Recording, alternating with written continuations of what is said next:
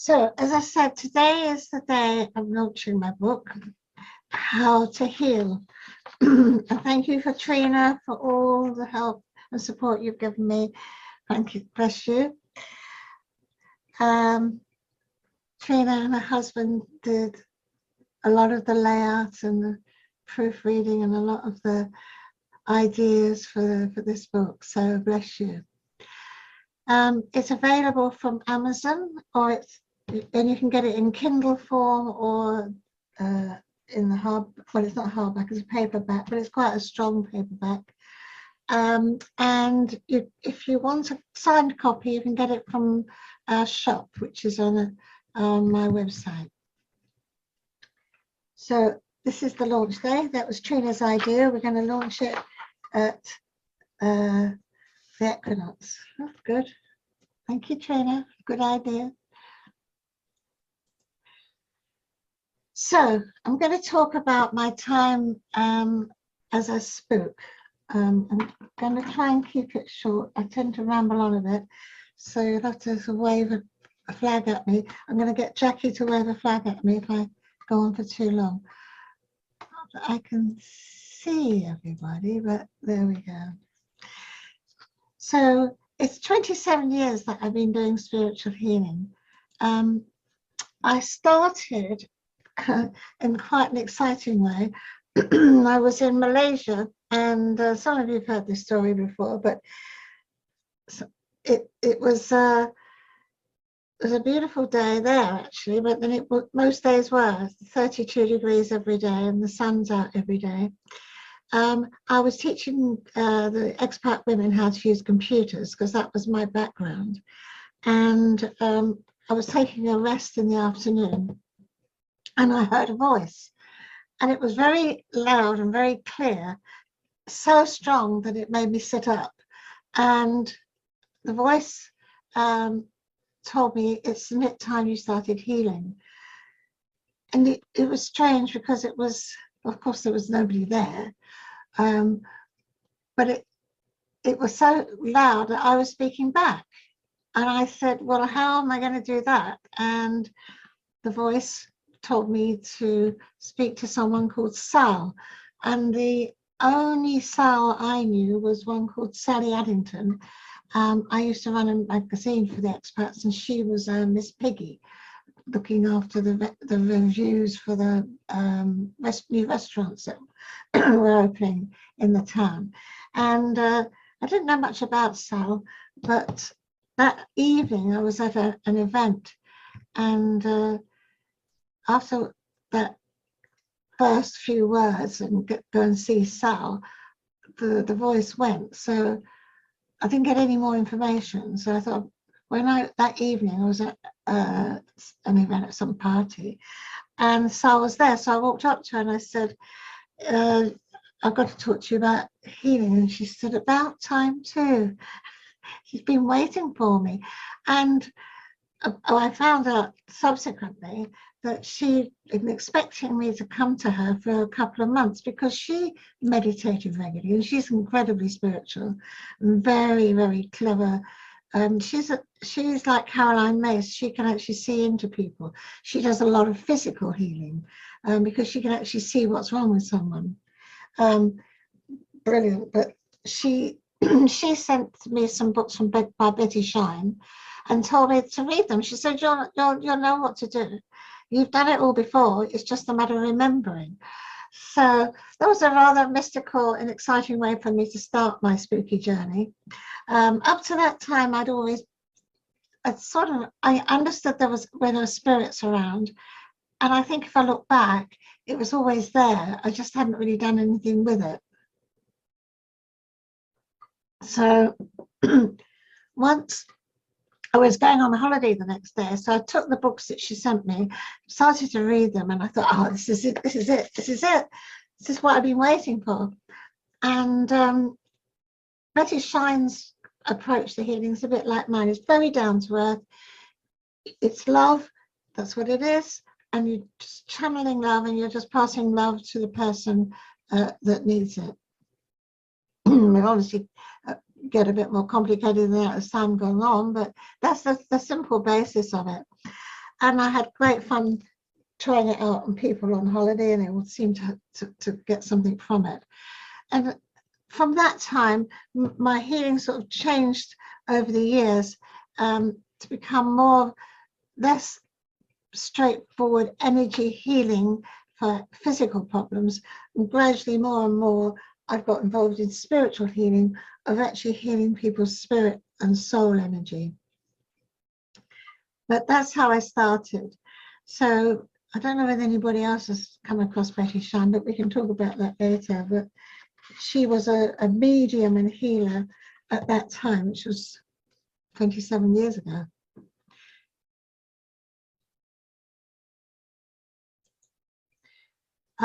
The very first person that had come through to me was my grandmother Alice, who I never met.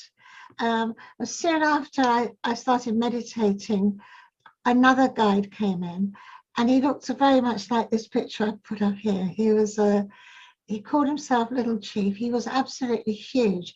When he stood in front of me, he must have been about 8 foot tall. And it was him that brought me my first symbol. He said to me, I'm going to give you a symbol. And I said, well, I don't know. I don't really want one, because this was the big surge of Reiki at that time. And I thought I was like getting on the bandwagon of Reiki. So I didn't want a symbol. But he said, well, I'm going to give it to you anyway. And he drew the symbol for me. And as I felt it, it just felt like I've been plugged into the electricity socket. So I knew there was something in it. And I decided that I wouldn't be so churlish, and I'd say thank you very much and accept his symbol. And I've been using it ever since, and I've taught it to thousands of people all around the world. And this is the symbol. And it's for the energies of love and compassion, just channeling those energies, universal energies. What the symbols are they're a language, and I've got over 34 of them now, and they're in the book. All the symbols that I've been given are in the book, and this was the first one that started, and this is the one I use the most often, because it brings in this incredible high frequency energy. And you can do it yourself. You just have to draw the symbol 3 times, and just draw the symbol 3 times, and then the energy flows through your hands, and you may even feel a slight tingling as you do that. And that anybody who draws that symbol is channeling healing energy. And I've taught people all over the place, and I've even taught taxi drivers how to use them. I don't know why I get conversations with taxi drivers. What are you doing here? Oh, I'm teaching people how to do it. Oh, that's interesting. How do you do that? Oh, well, I have this symbol, and I teach them the symbol. And it gets a bit dodgy when they're driving one-handed and drawing symbols with the other. But it just shows you how universal it is. This symbol has got many, many uses, and I'm doing a workshop in a few weeks' time, which I'll give you details of later, where we spend, quite a bit of time looking at the different things you can do with a healing symbol. Yeah, so the symbol sends out the intention, and all healing is about is love and intention. The problem is we are so caught into our human ways that we've forgotten that we actually have the ability to heal. Everybody can do this.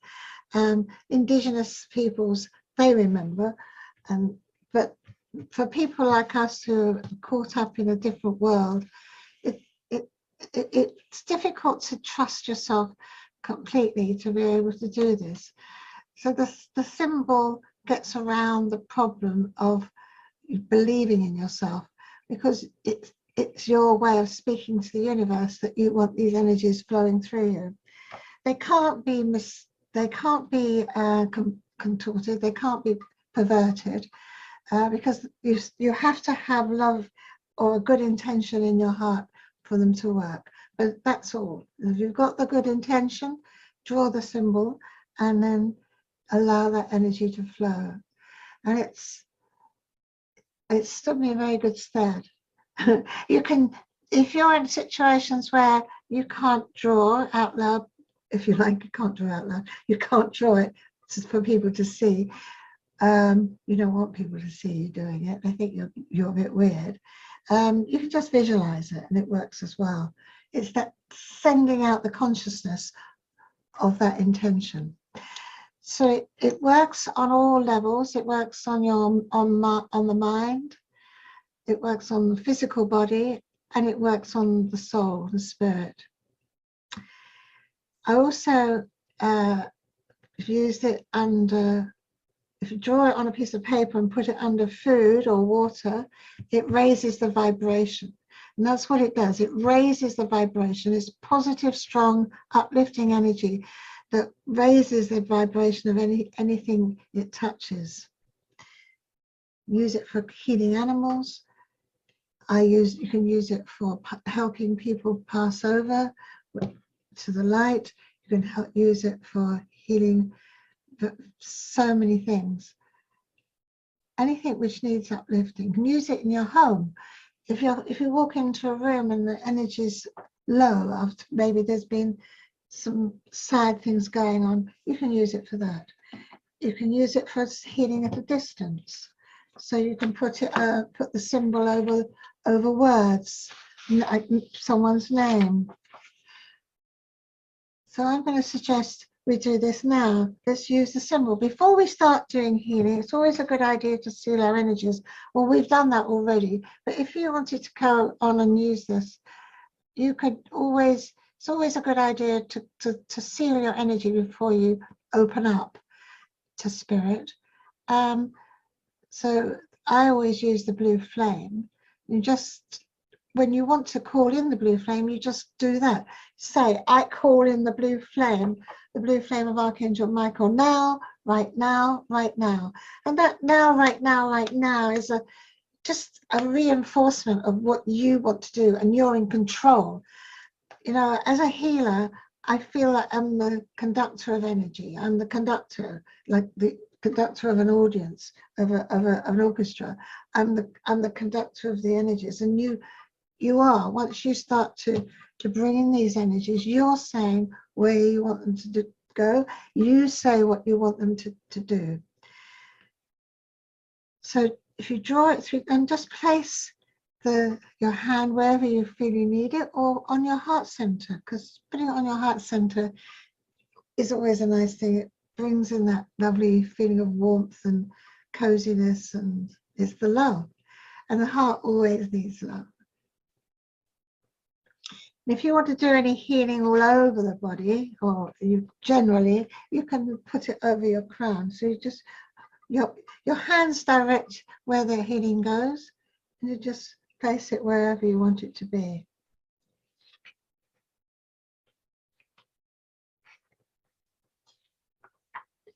So that was the beginning. And once I had this, I was off and away, and I started traveling. I was traveling all over the place. And from then on, I was like a free spirit, off and away.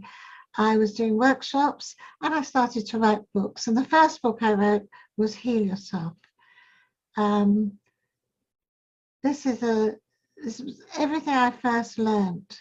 Whenever I get taught anything by spirit, and all my the rituals and all the things that I've been taught are in the book, they're all 99% are direct from spirit. I think the only thing that I've ever put into my teaching that wasn't is about chakras. So it's a pretty universal thing anyway. Because everybody I mixed with at the time knew about chakras, I suppose they didn't think they bothered to tell me about them. So I picked up about chakras from books and workshops of my own, but everything else came directly from spirit. My next guide that came along into my life was Kuan Yin. There's lots of stories with Kuan Yin. I think the most powerful experience I had with Kuan Yin was when Sally's son was very, very ill. He had I never said this right, streptococcus.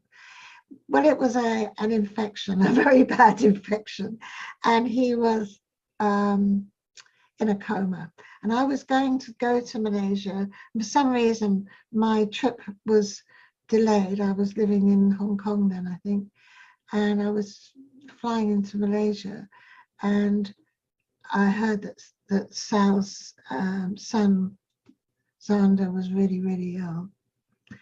And I arrived there at the time when he was at his most critically ill, in a coma. And I remember walking along the corridor to the room to see him. And this woman, a friend of Sal's, came towards me, and she said, "Oh, Anne, I'm so glad you're here. It'll be all right now." And I thought, oh my God, what a responsibility. And I realized that I really did have to step up to the mark. What happened with Xander was he was in this coma, and they couldn't find the right treatment for him, the right treatment to clear this terrible infection. Ironically, my husband went through a very similar situation at the end of last year, where he had an infection, and again they were having a problem finding the treatment for him. But when I went in to see Xander, I just sat there and I thought, well, I can't really do anything much from here. I sensed him healing, obviously, and then I was taken up to a temple in the northern Malaysia for an initiation in the temple to a master. It was a temple that helped heal, clear negative energies. They used to call themselves Ghostbusters. So you shouldn't call them that, but they cleared dark spirits, demons, and all that sort of thing. And I've been invited to go along and be initiated in the temple. So in my initiation, they never know which master's coming through. The master that came through for me was Kuan Yin. The Kuan Yin, I think it's 1,000 arms. 1,000 arms, I think it is. Anyway, this was the Kuan Yin that came through for me. And I had a vision when I was in the initiation of a woman in a simple shack with a young boy, her son, I guess, and he was in a coma too. And I was told to send my healing not to Xander, but to this boy. So there's some sort of karma being cleared here, because I sent all the healing I could to this young boy that I'd seen in the vision. And then when we left the temple and came back, a couple of times I had this vision of Xander up in the clouds, as it were, like in the heavenly realms. And he was surrounded by elders, and they were discussing with him. They had all this paper, it seemed like paper. They were discussing something with him. And I was told that they were discussing his new plan for his Earth trip. So it looked like he was going to stay, but we were all a bit frightened. We were worried about the boy. I saw that twice, and then when I got back to KL, he was still in the coma, and I was staying with my girlfriend, who's got a picture of Kuan Yin on the wall. And I was looking at the picture and thinking, what am I going to do?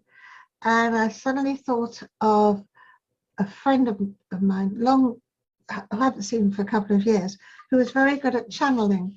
And she was good at channeling, and she'd lost her power to channel she used to use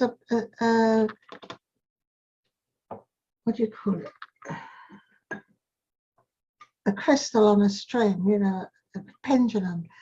And as she swung the pendulum, so she channeled. And she'd lost the gift, and she'd been to a workshop of mine and asked me if I could get the gift back.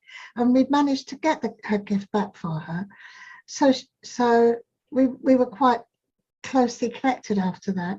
So I rang this lady, and Christine, she's in Canada now, but she was in England at the time, and I got through straight away on the phone, and she said, "Oh, great to hear from you." I said, "Yes, I need some help. There's this young boy, Alexander, who's in a coma, and I know I'm supposed to be able to help him, but I don't know what to do." And she said, "Oh, that's all right." And she got out her pendulum in the car. She was a passenger, and she was testing it there. And then she immediately came through, and she said, "Oh, it's a curse, and you have to clear it. So it's a curse, you have to clear it." So I said, "Oh, right, thanks, Christine." That was the end of that conversation. So I went up to the Kuan Yin. As I was walking towards the Kuan Yin picture, this mist came out of the picture, and I believe that's some sort of spiritual mist that I saw, because I've not seen it very often since, and it was just pouring out of the picture. So I stood there and I thought, well, I must be able to do this. So I said, well, I went in and said, whatever, I clear the curse on Alexander.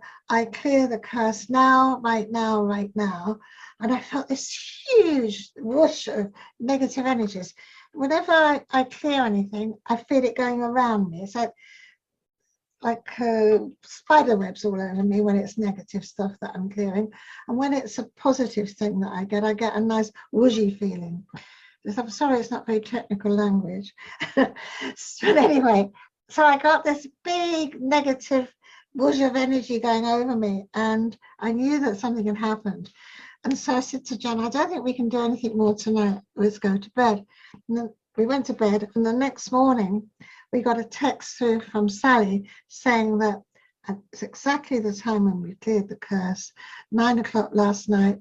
Xander woke up, the antibiotics had last worked, and he's on the road to recovery. So that was a very special experience, and I absolutely owe this to Kuan Yin. And it was also the beginning of me working more and more with clearing negative energies. Oh, she also gave me some great, she was quite, Kuan Yin, when she was talking to me quite frequently, she does sometimes now, but not nearly as much as she did at that time.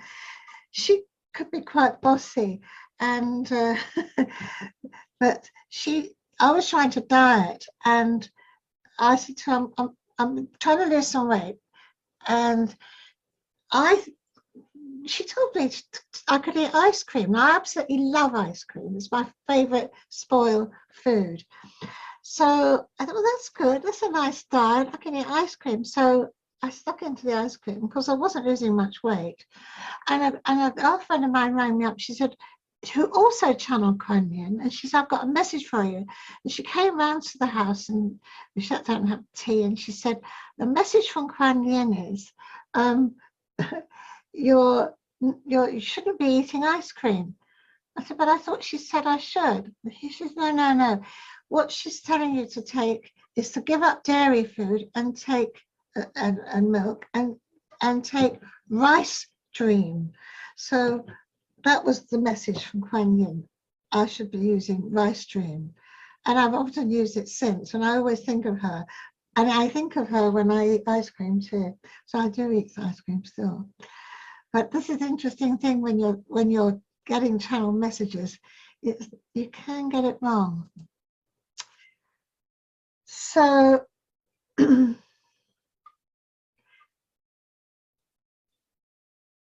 my the big journey for me, I suppose the recurring theme of my journey has been opening my heart. And when I was visiting Singapore, doing some work, I had a meditation, and I got a message again from Kuan Yin that I needed to go to Tibet. And I would go and find a cave And I would also find a river surrounded by high mountains. And this would help me open my heart. And it's funny because I always said to people, you don't need to go to the Himalayas to have a spiritual experience. You don't need to go or anywhere special to evolve yourself.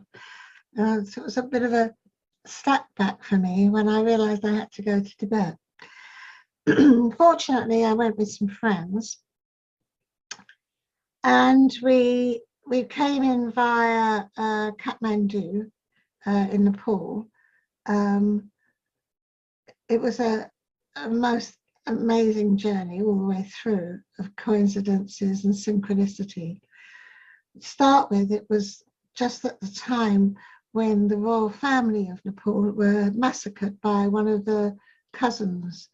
I don't know if anybody remembers it, but it was quite a big thing at the time. And I flew in just as this was taking off. Well, actually, they had a curfew.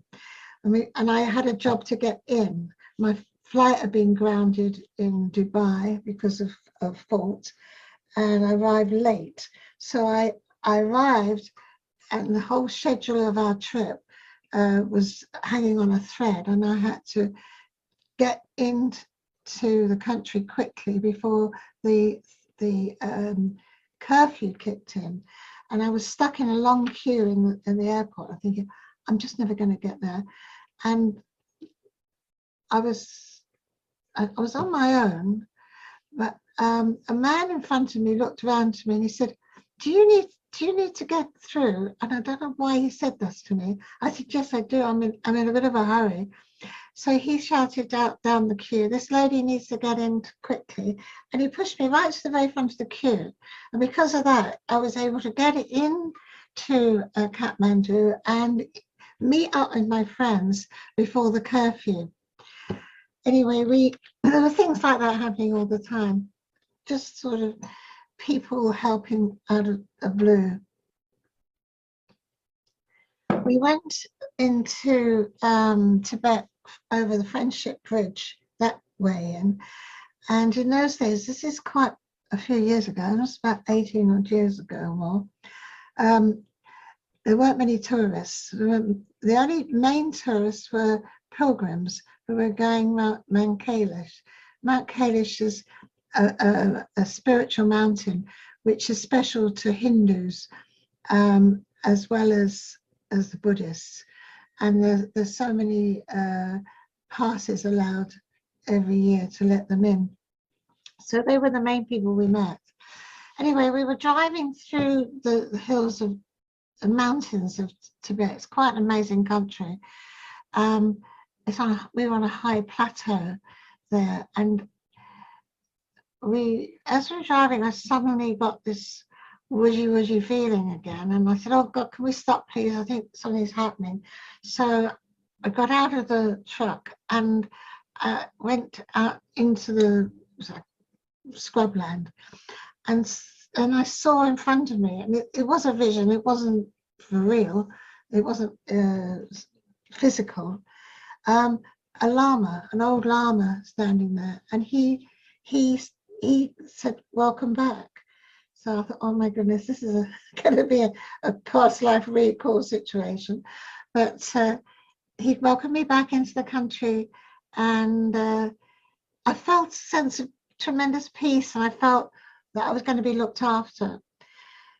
And I guess I needed him, because we went up very fast, and because I had landed in Nepal and gone straight from Nepal straight into Tibet, I'd gone very high very quickly.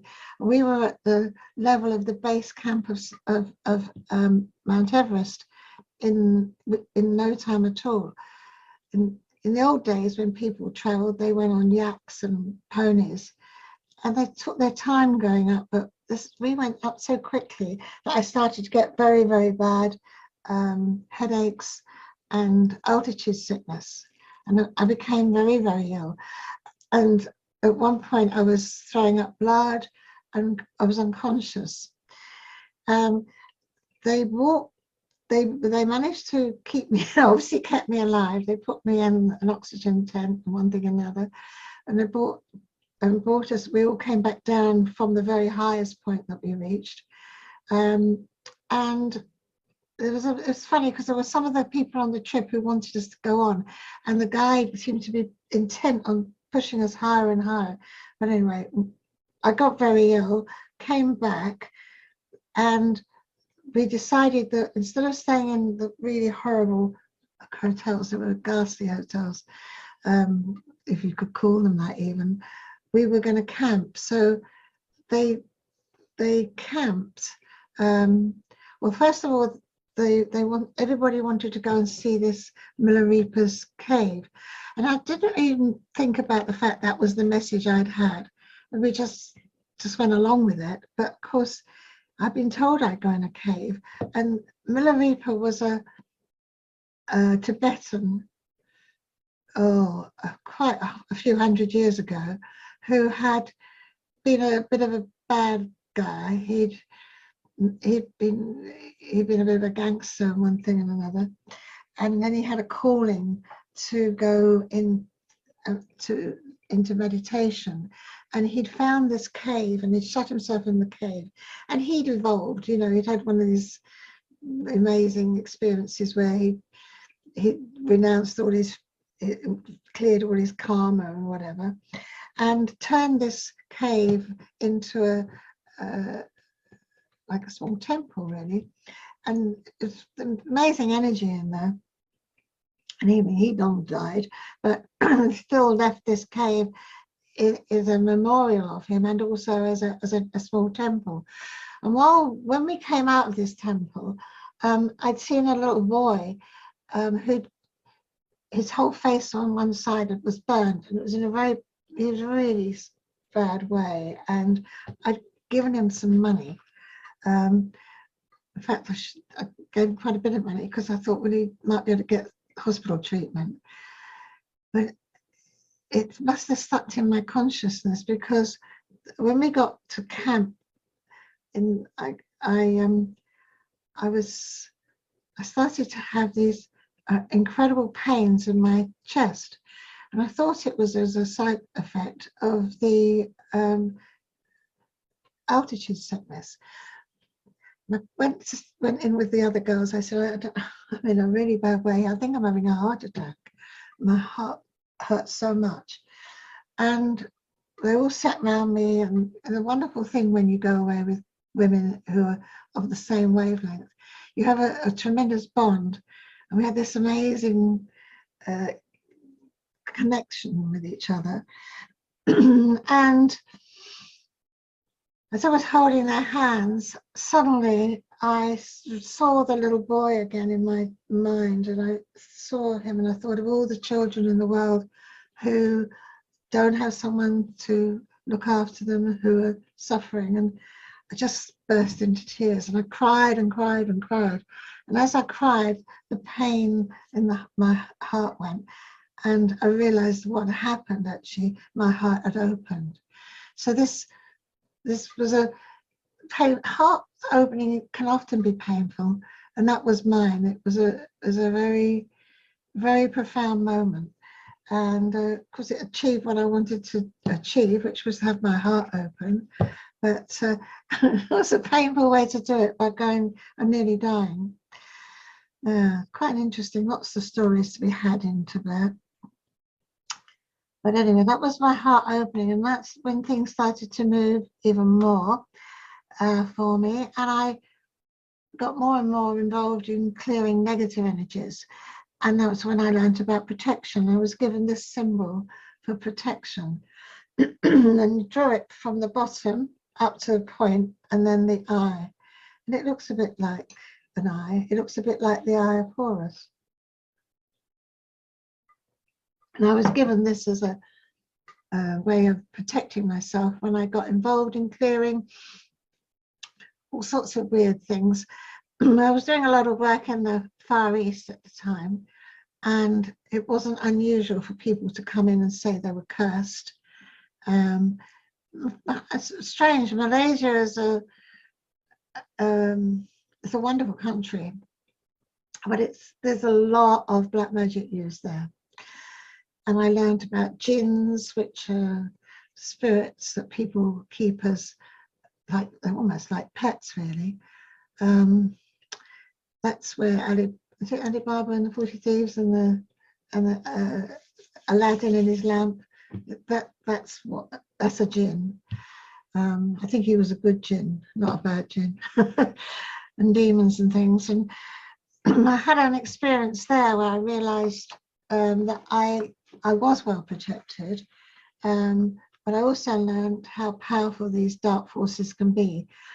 I had a girl that wanted to come for a session. It was the very last day. I've been working non-stop in Malaysia, giving workshops and healing. And I was a bit tired, quite exhausted. And a girl who'd been helping me, she got me onto the television there, one thing or another. She rang up and said, could I help her? She was having a bad time and she's having a psychic attack. Could I fit her in? And I just thought, well, I'll have to. I have to, because I owe it to her. But I was really tired. And I learned then never to work when you're tired, because she came and I cleared the energy from her. But it was a demon. And as it went, it sort of flicked me with its tail. And all night I was throwing up. And by the morning I was half paralyzed. And Tony had to virtually carry me to the airport. It all went within 24 hours. I was fine. So I was protected, but there was a big lesson there for me never to do this work when I'm really tired. And he also taught me that, yes, with the protection and the energies that I'm working with, I can shift some pretty nasty stuff. And that's led me on to writing my book, Healing Negative Energies, which has been my bestseller. And it's been translated into 17 different languages around the world. So thank you very much for the demon that slapped me with its tail. Gave me a lot of information to work with. So you can use this symbol. I've known people, well, I know a couple of people who've had this tattooed on their back. They believe in it.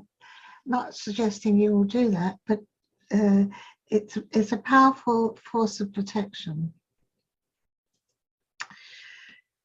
So my next, there were loads of things that happened, and I just picked out some of them. And I ended up getting another shift, a big shift in India. I went there with some friends. Again, I had this message that I needed to go to India. I thought I was going to go to a place where, what would be a retreat, what they call it, the retreats in India, the special places you go. I thought I'd be spending my time there, but I got to Pondicherry, that's where we stayed, and Pondicherry was a French settlement, and there's a lot of influence of the French there. The men even still wear the policemen still wear the kepi, you know, like the Frenchmen, the French police. Anyway, when I was in Pondicherry, I was woken up, and again, it was Kuan Yin, told me to go to the church. And there's 4 big churches in Pondicherry, and I just picked the nearest one. And when I was there, an angel came to me. It was Gabriel that came to me and told me that all my guides would go. So I felt a bit bereft. So I felt very much on my own, sitting in the church. I'd been crying and crying for about 2 weeks before I got there. Everything was making me cry.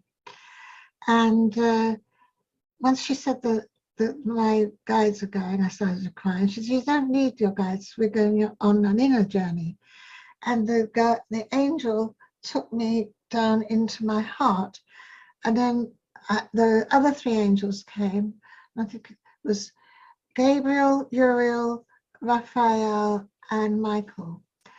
And they guided me through the center of my heart, and showed me that the heart center is actually much more complicated than I thought. There's the first chamber that they showed me was the chamber where we have our family. We let our family and people we love in, or the people we love, come into that chamber. But there's another chamber which is it's really the connection to our higher self. And when I managed to get into the first chamber easily because that had already opened. That was the one that opened for me when I was in Tibet. But I was blocked. They showed me a door. It was a really ancient door, and it was barricaded all across. And they said my heart had been closed for quite some time, and did I want to open it? And I said, well, yes, I do. Thank you. And they helped me open that second door. And the second door was the door, as I say, to my higher self. And what they showed me was, well, what happened exactly was the door came open and I went down into it. I thought I was going to come into some beautiful light, but I didn't.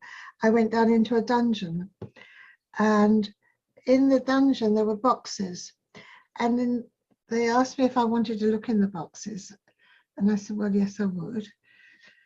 Also, I was shaking at this point, literally shaking. And as the box opened, it was showing me a past life, and this past life, I was a slave trader.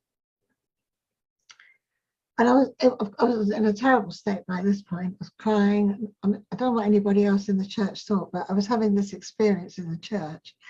And the angels kept saying to me, it's absolutely okay. You've got to forgive yourself. And I mean, there was all these people that I'd been hurting and harming and whatever. And a little boy was there, and he turned around and looked at me, and he said, we forgive you, we forgive you. And how that did it again, I was in floods of tears.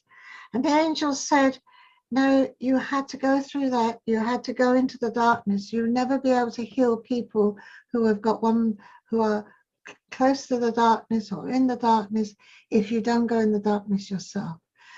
And I've learned from that, and I've come across this over and over again with healers and people who are doing spiritual work, that we've all had a lifetime where we have stepped over into the darkness, because it's the only way we'll ever really understand the darkness and be effective in it, and we won't be frightened of it. So it shook me out, and I cried for another 3 weeks after that, but my heart did open, and I learned then that I could clear karma and help other people to open and clear their hearts, which is what I do in the sessions very often, clearing karma, which is a forgiveness and an opportunity to move on.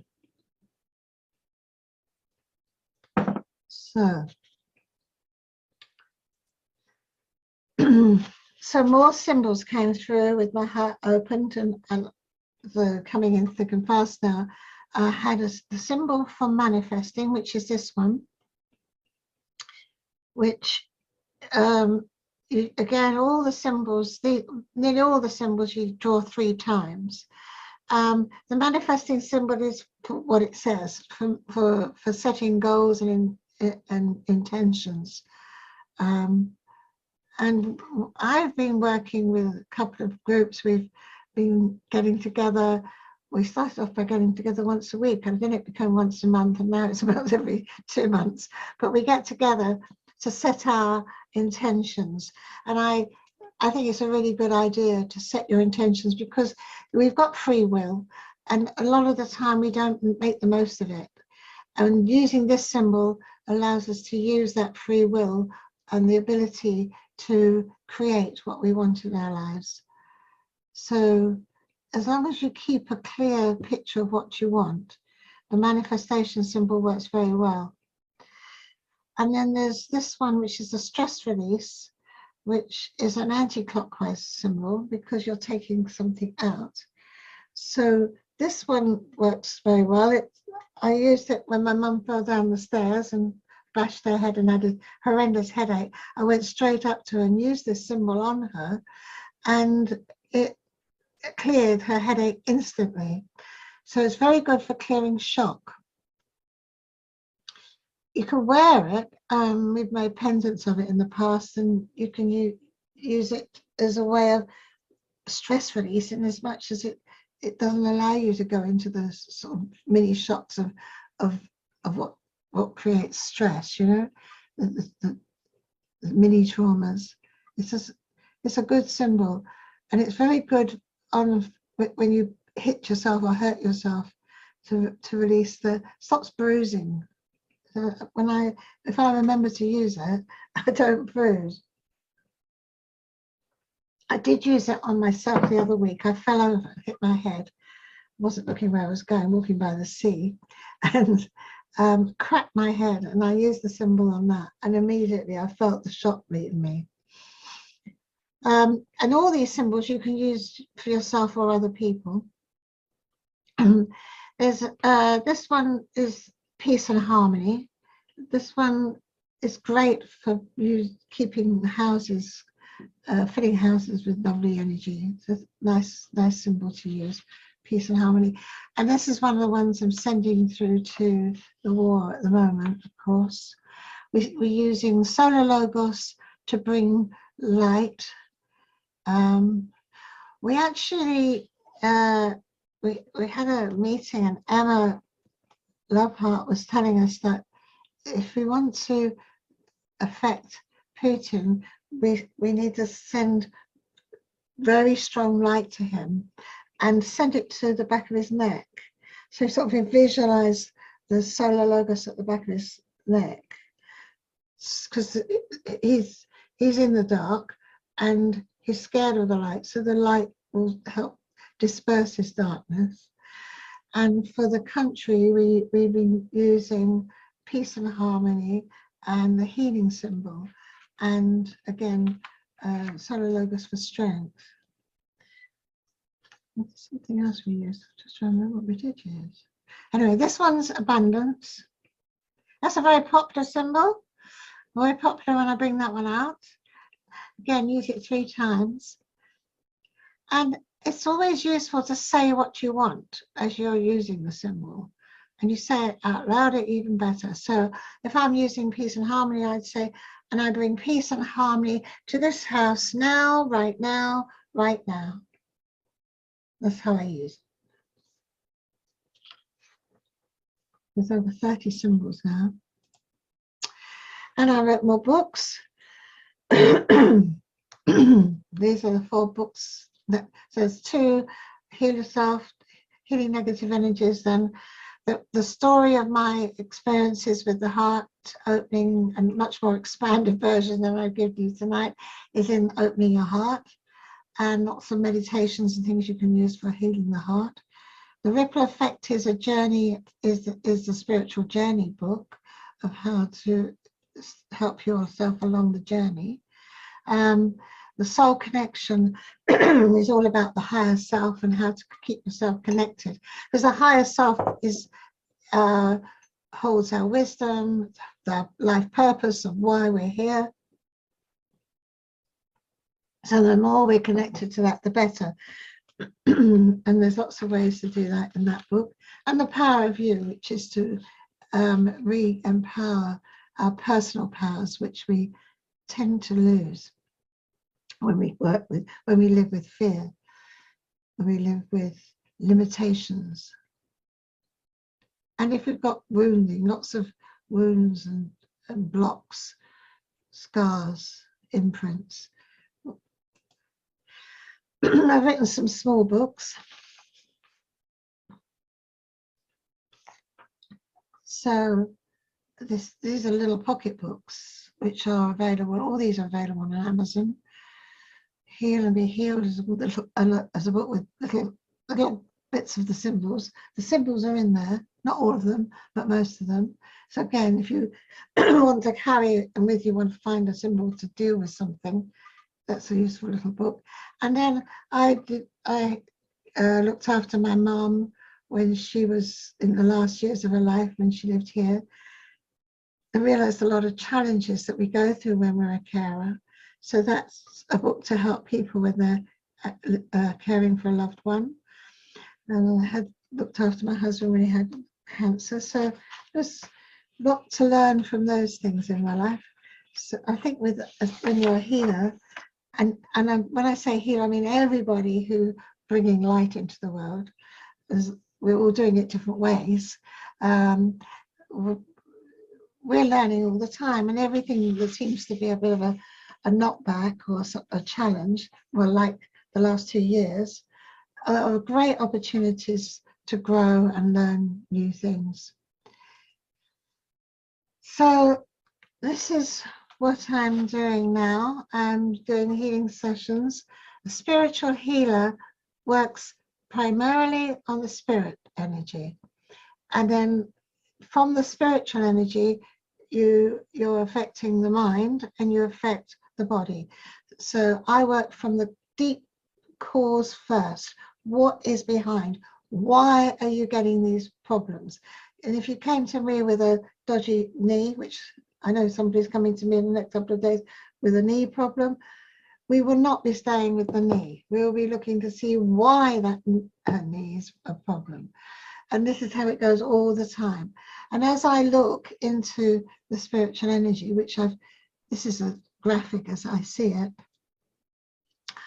I'm looking to find the imprints, which are old traumas that are still held as memories and blocks. And they're like heavy nuggets of toxic energy from the shock of the trauma. And the trauma can be something that goes over a period of time. If you're married to somebody who's beating you up regularly or even just nasty to you, that trauma leaves an imprint. If your parents had a problem with you and didn't treat you very nicely, it leaves an imprint. And the spiritual healers remove and clear those imprints.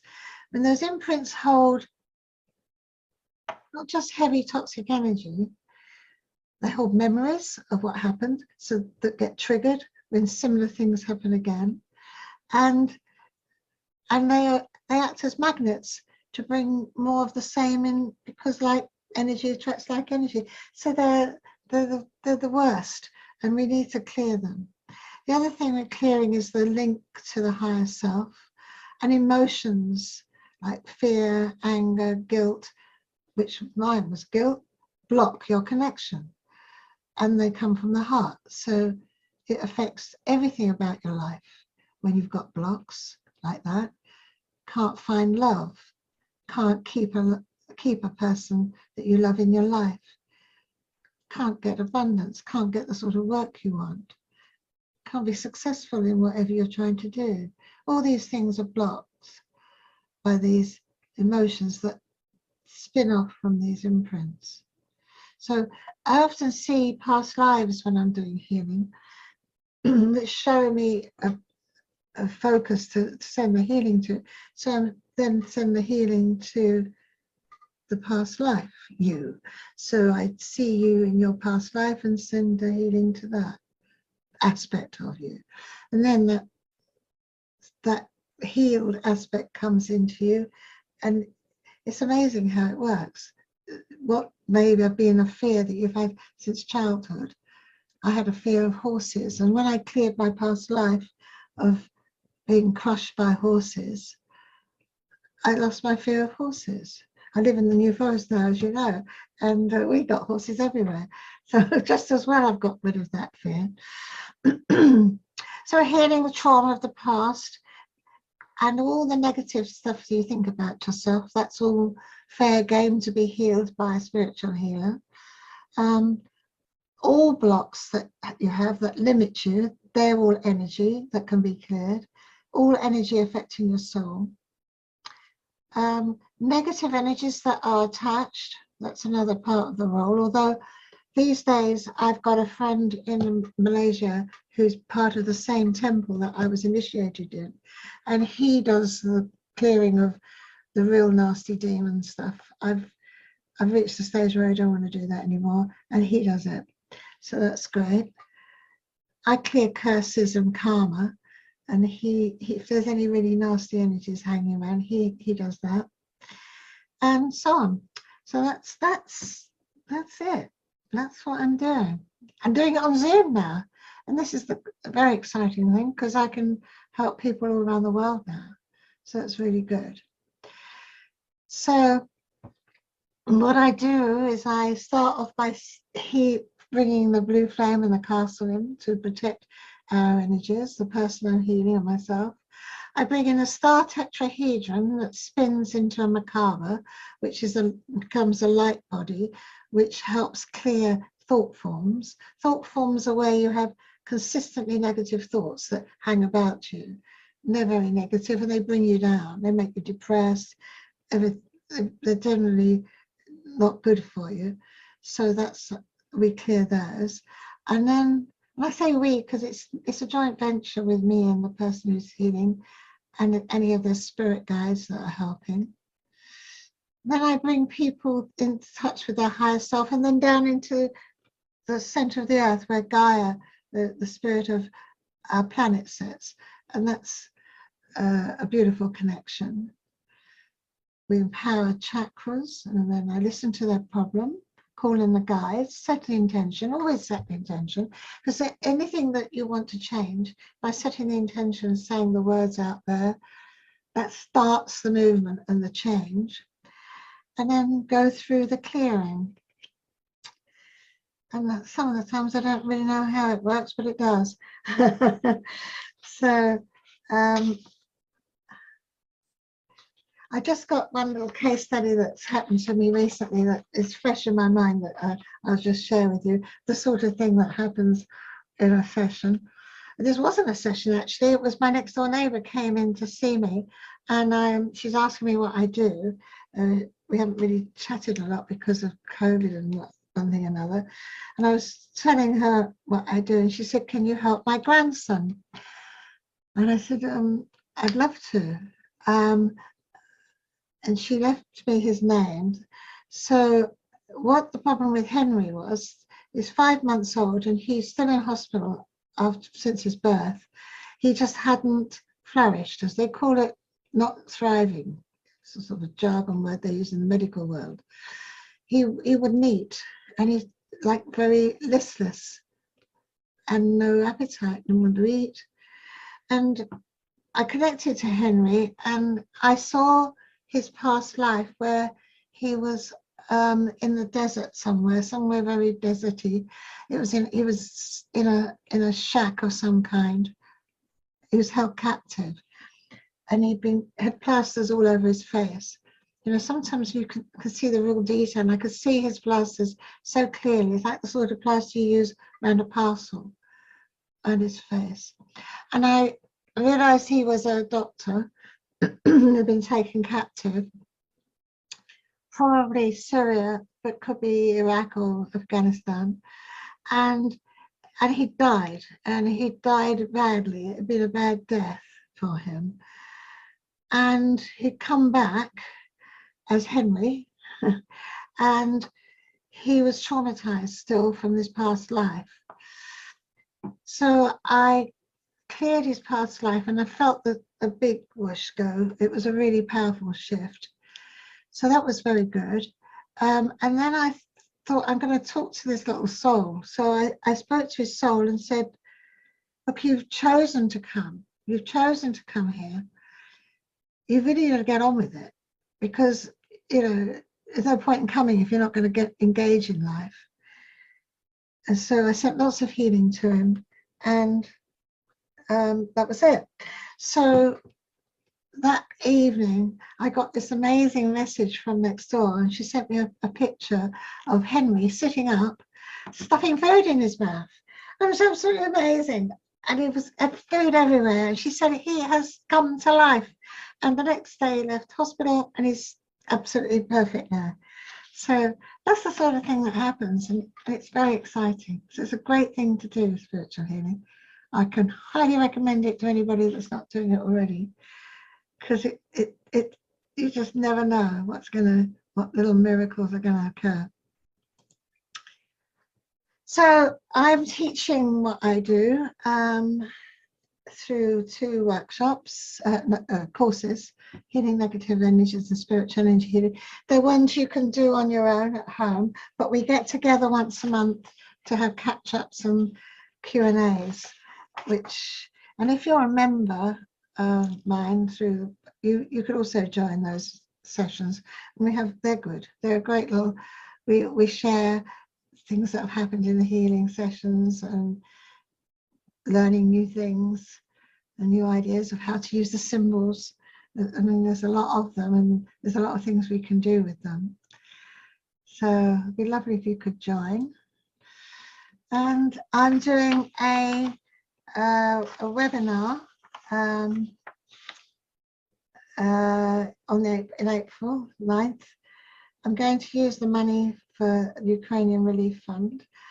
To be honest with you, I've already sent the money ahead because I thought they need it now. So in lieu of the fact that people are joining, I've sent the money. And yes, and that's a 2-hour workshop. I'm going to use 2 symbols, a lot of information, what you can do with 2 symbols. One is healing and one is release, to release all those imprints and use it, all sorts of things that you can do with that. And then a few other symbols as well. So yeah, and and that's it really. I could go on all night, so I'm trying to be very controlled and contained and keep it so that we've